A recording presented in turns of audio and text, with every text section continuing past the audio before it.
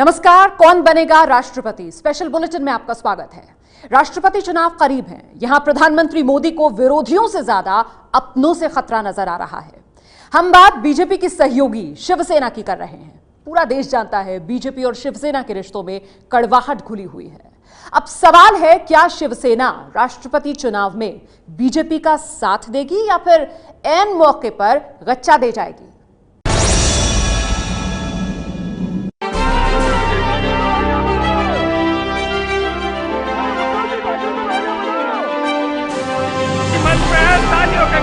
के द्वारा आप स्वागत करें, अभिनंदन करें मित्रों।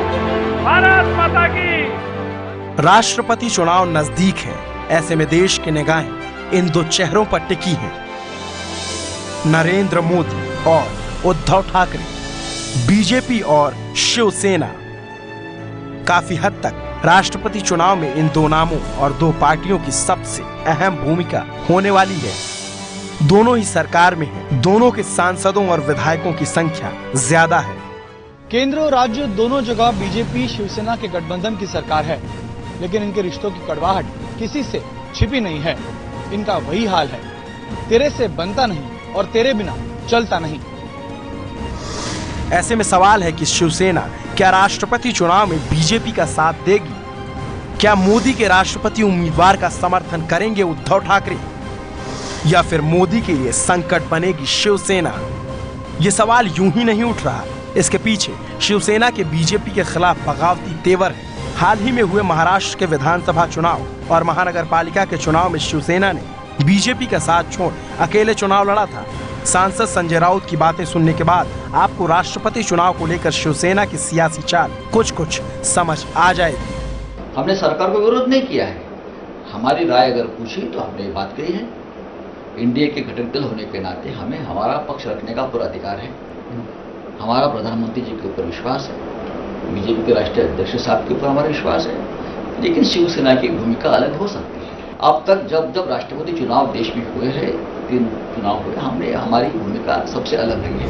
शिवसेना सांसद संजय राउत का कहना है कि वो प्रधानमंत्री नरेंद्र मोदी की इज्जत करते हैं, लेकिन उनकी भूमिका अलग हो सकती है। वैसे अगर शिवसेना बीजेपी के खिलाफ चली जाए तो आश्चर्य बिल्कुल मत कीजिएगा, ऐसा पहली बार नहीं होगा। शिवसेना का गठबंधन धर्म से अलग जाने का पुराना इतिहास रहा है। ऐसा पहले भी कई बार हुआ है जब बीजेपी के नेतृत्व वाले एनडीए से बाहर जाकर शिवसेना ने राष्ट्रपति चुनाव में वोट डाला है। साल 2007 और साल 2012 में शिवसेना ने राष्ट्रपति चुनाव में एनडीए से अलग वोट किया था। आपको बता दें, साल 2007 में शिवसेना ने कांग्रेस के नेतृत्व वाले यूपीए के उम्मीदवार प्रतिभा पाटिल का समर्थन किया था, जबकि बीजेपी के नेतृत्व वाले एनडीए ने तब के उपराष्ट्रपति भैरव सिंह शेखावत को अपना उम्मीदवार बनाया था। साल 2012 में भी शिवसेना ने कांग्रेस के राष्ट्रपति उम्मीदवार प्रणब मुखर्जी के पक्ष में वोट किया था, जबकि बीजेपी ने पीए संगमा का समर्थन किया था। और ये बात शिवसेना के सांसद संजय राउत भी मानते हैं। कांग्रेस की प्रतिभा पाटिल जो उम्मीदवार थी, जिन्हें राष्ट्रपति बनाया गया था, उनको आपने बीजेपी के खिलाफ जाकर, एनडीए के खिलाफ जाकर समर्थन दिया था। क्या इस प्रकार अगर कांग्रेस प्रणब मुखर्जी साहब को भी दिया था, हमने प्रणब मुखर्जी साहब को भी दिया था, हमने प्रतिभा ताई को भी दिया है, हमने शेषन साहब को भी दिया था। साहब की भूमिका रही है इस बारे में, जो नेता देश का नेतृत्व करेगा हम उसे समर्थन दें। अब कोई रबर स्टैम्प अगर कोई लाना चाहते हैं तो ये उनकी भूमिका है। हम रबर स्टैम्प नहीं देखना चाहते सर्वोच्च पद पर। अगर ऐसा इस राष्ट्रपति चुनाव में भी हो जाए, शिवसेना बीजेपी से अलग होकर वोट दे, तो एनडीए उम्मीदवार के लिए थोड़ी मुश्किल जरूर हो सकती है। अब सवाल है, मुश्किल कैसे होगी? तो आंकड़ों से समझिए। शिवसेना का वोट मूल्य 25,893 है, जो कुल वोटों का लगभग 2.36% है। देश के प्रत्येक सांसद का वोट मूल्य 708 है। शिवसेना की लोकसभा में 18 सांसद हैं, जिनके वोट का मूल्य 12,744 है। शिवसेना के राज्यसभा में 3 सांसद हैं, जिनका वोट मूल्य 2,124 है। महाराष्ट्र में एक विधायक के वोट का मूल्य 175 है। शिवसेना के पास कुल 63 विधायक हैं, जिनके वोट का मूल्य 11,025 है। अभी बीजेपी के पास जरूरत से थोड़ा ज्यादा यानी करीब 51% वोट है। अगर शिवसेना बीजेपी का साथ नहीं देती तो उसके खेमे से 2.5% वोट कम हो जाएंगे। शिवसेना ने अपनी ओर से आरएसएस प्रमुख मोहन भागवत का नाम जरूर आगे किया है, लेकिन भागवत के रेस में नहीं आने पर शिवसेना के विकल्प खुले हैं। यूपीए की तरफ से अगर कोई ऐसा दावेदार या ऐसा चेहरा है जिसका समर्थन आप कर सकते हैं तो समर्थन उनको भी जा सकता है। उद्धव जी से अगर कोई बात आके करता है, कोई नाम सामने आता है हमारे पार्टी चिप के पास, तो उसमें चर्चा हो, क्यों नहीं हो सकती है चर्चा। ये कोई हमको राष्ट्रपति नहीं बनना है, उद्धव जी को नहीं बनना है, देश का राष्ट्रपति चुनना है। यानी कांग्रेस के उम्मीदवार के नाम पर भी शिवसेना अध्यक्ष उद्धव ठाकरे विचार कर सकते हैं। ऐसे में शिवसेना को लेकर बीजेपी को एक एक कदम फूंक फूंक कर रखने की जरूरत है। बीजेपी को प्लान बी भी रेडी रखना होगा। शिवसेना के राष्ट्रपति चुनाव में अलग हटकर वोट करने की नौबत आने पर बीजेपी की निगाह क्षेत्रीय दलों पर होगी। एआईएडीएमके और बीजेडी जैसे क्षेत्रीय दलों की भूमिका राष्ट्रपति चुनाव में बढ़ जाएगी और ऐसे में बीजेपी की निगाहें इन्हीं पर होंगी। वैसे शिवसेना अपनी बात पर कब तक कायम रहती है ये तो नहीं कहा जा सकता, लेकिन पार्टी ने मोहन भागवत का नाम उछालकर इस चुनाव को दिलचस्प जरूर बना दिया है। मोहन भागवत खुद राष्ट्रपति बनने की बात खारिज कर चुके हैं, लेकिन शिवसेना अभी भी उनके नाम से हटने को राजी नहीं है। अब सवाल यह है, क्या देश को इस बार आरएसएस की पृष्ठभूमि वाला राष्ट्रपति मिलेगा? आरएसएस यानी राष्ट्रीय स्वयंसेवक संघ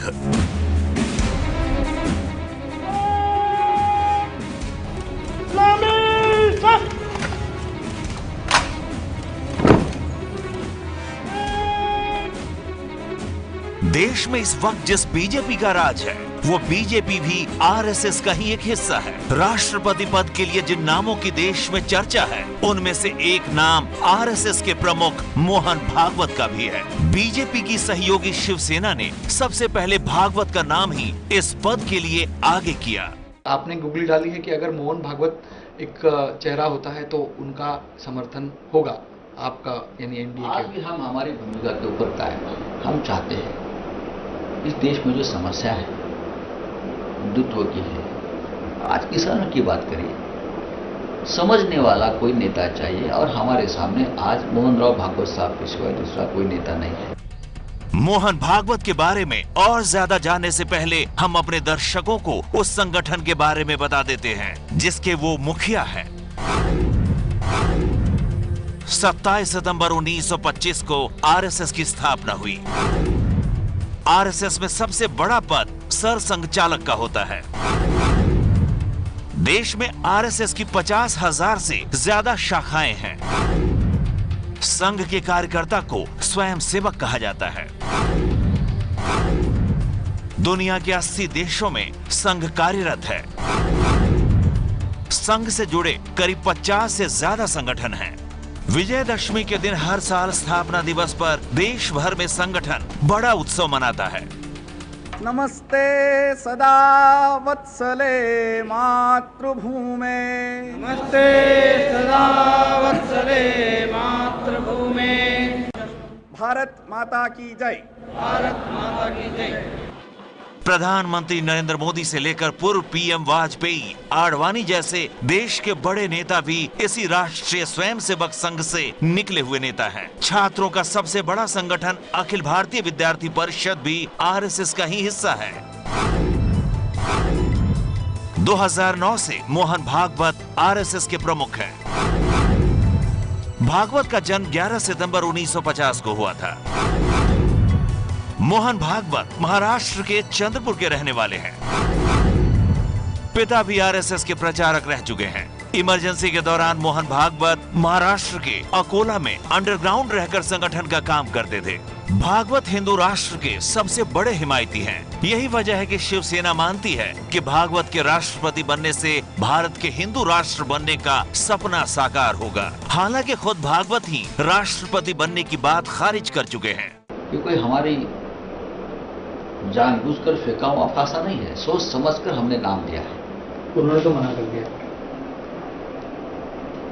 उनको मना कर दिया तो ये उनकी भूमिका है। हमें लगता है देश के लिए, हम राष्ट्र की बात करते हैं, ये राष्ट्रहित की बात है। अगर हम हिंदू राष्ट्र की बात करते हैं, अगर हम 370 हटाने की बात करते हैं, अगर हम कॉमन सिविल कोड की बात करते हैं, अगर हम राम मंदिर की बात करते हैं, ये सभी बातें अगर हम करते हैं और हम करना चाहते हैं तो उनके एक इम्प्लीमेंट करने के लिए, उसका अमल करने के लिए आज हमारे सामने एक ही नेता है जो मोहनराव भागवत है, और कोई भी नेता ये नहीं कर सकता। भागवत के खुद से इनकार करने के बाद एनडीए की ओर से अब तक दर्जन भर से ज्यादा नेताओं के नाम राष्ट्रपति पद के लिए चर्चा में है। जब तक पार्टी किसी एक नाम पर मुहर नहीं लगाती, तब तक अटकलों का बाजार यूं ही गर्म रहेगा।